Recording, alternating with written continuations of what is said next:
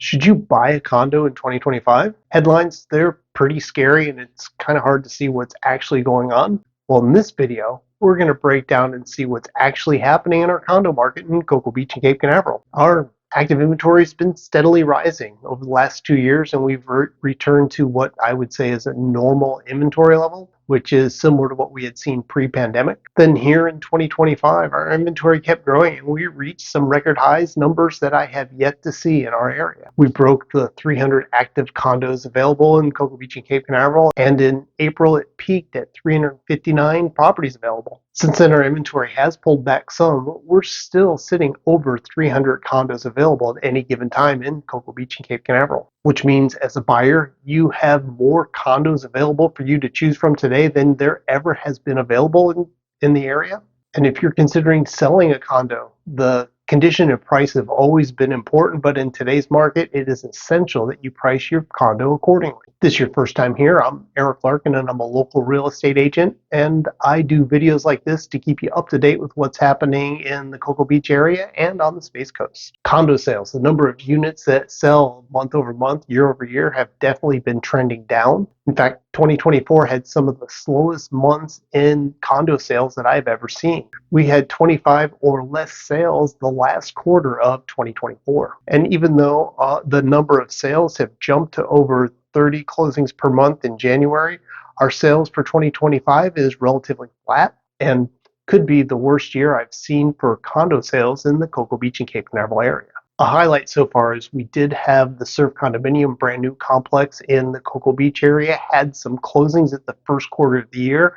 They had 21 sales happening between January and the end of March. And even with this bump of an additional 21 sales, we're still looking relatively flat for 2025. Our condo sales, they typically peak during the summer months, typically June or July, and then they taper down for the remaining part of the year. Shouldn't come to a surprise with our active inventory being higher than what we've seen and our sales being lower than what we've seen. Our month supply of condos that are available are also up. We ended July with an 8.44 month supply of condos available, and July's month supply is lower than what we're averaging for the year. Year to date, we're at a 9.2 month supply of condos available.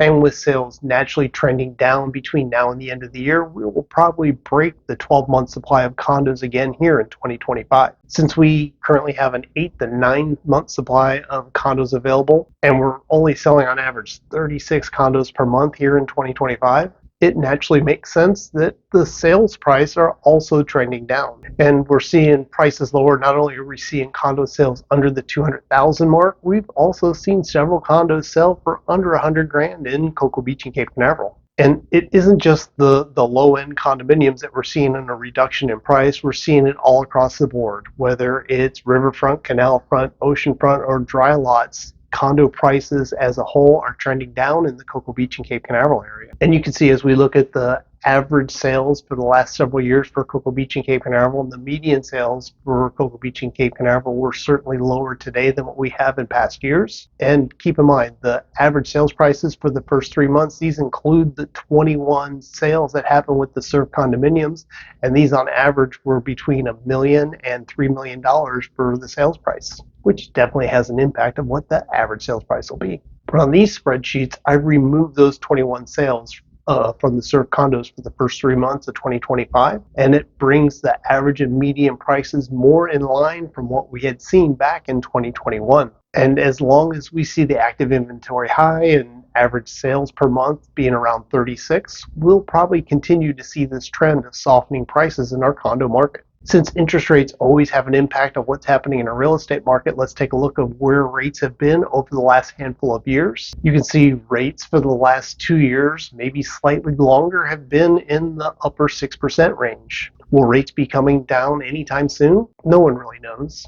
If it does, great. That'll certainly bring more buyers back into our market looking for properties to purchase. And while interest rates are certainly important to have an impact of what happens in the real estate market, it's interesting to take a closer look at how people are purchasing these condos in Cocoa Beach and Cape Canaveral here in 2025. There's been 255 condos sell from January 1st through the end of July. 159 of these transactions, they were cash transactions. 73 of them were conventional financing. 9 were an other type of financing, 8 had seller financing, and 6 of them used VA loans. So interest rates, as you can see, haven't really been a factor in what's happening with our condo market in Cocoa Beach and Cape Canaveral. Or you can look at this and wonder, if the interest rates were lower and pulled back some, could we actually see more sales happening in our condo market? I was certainly happy to see from these stats that we did have some VA loans happen with the condominium sales beachside.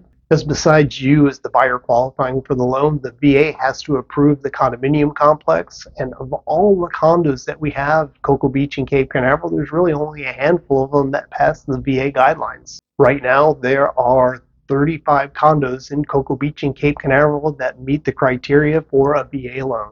Besides price, there are a couple other factors that could impact somebody purchasing a condo, like condo fees. This is a huge impact of how buyers look at a possible purchase. These fees have been on a rise over the last handful of years, and if we compare where the condo fees are today to back 5 years ago in 2020, we're going to see a huge difference. Condo fees in 2020 ranged anywhere from $175 on the low end to $1,175 on the high end. 8 of the 656 sales that happened in 2020 had association fees over $900. Average condo fee in 2020 was $428 a month, and the median association fee was $405 a month.